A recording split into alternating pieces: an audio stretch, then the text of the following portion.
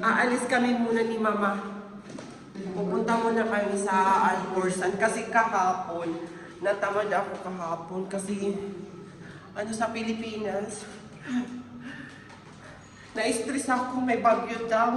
Parang walang gana umalis, kaya ayan. Ngayon na lang kami aalis. May bibiling kasi si Mama.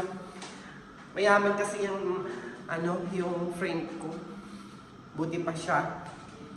Kaya ayan, bababa na ako. Nagpalit ko na siya ng short kasi butas daw. Nag-aantay yan para kunin yung pagkain nila din.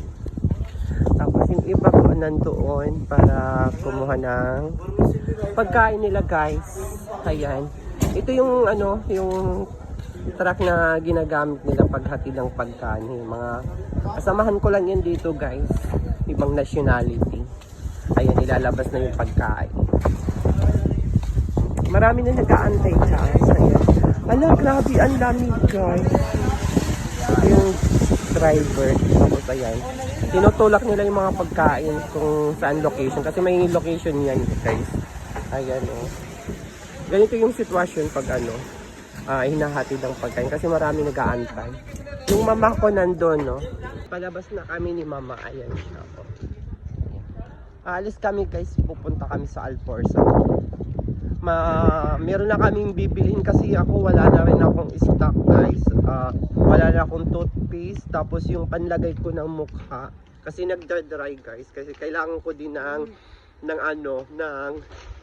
pang ba? Tumingin kasi si Mama sa akin, hindi ko alam kung ano sasabihin ko, guys.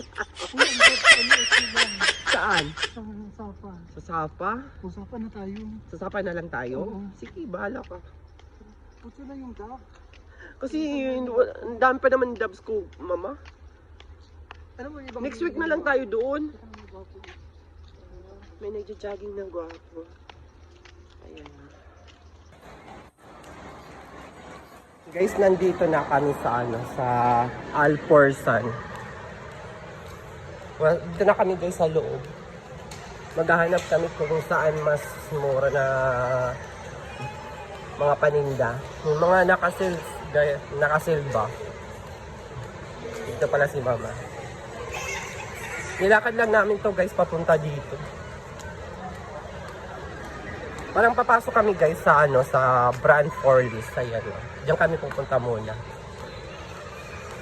Katatapos lang namin mag-grocery ni Mama. Ayan. Lang daw siya, naka-10.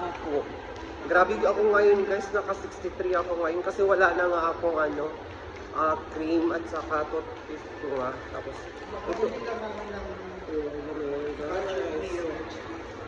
ito na nga kulang na talaga ako as in budget, pero kailangan kasi wala akong gagamitin, guys, sa pagtatrabaho. Lalabas na kami. Ayoko magtagal dito sa mall, guys, kasi baka mapabili pa ako. Diyos ko, si Mama nga pinipilit lang yung, parang tinitigilan lang yung sarili niya kasi may gusto siyang sapatos.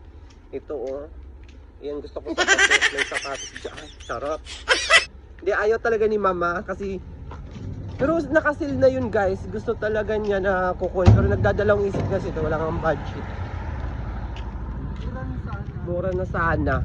Kasi dun sa kabila yun eh. Mahal yun, guys. Kaya lang. Ayan, ito. Palabas na kami. Tapos parang gusto ko na sana kami mag milk tea. Huwag na daw. Mapapagastos na naman tayo. Magkano yun pag nag milk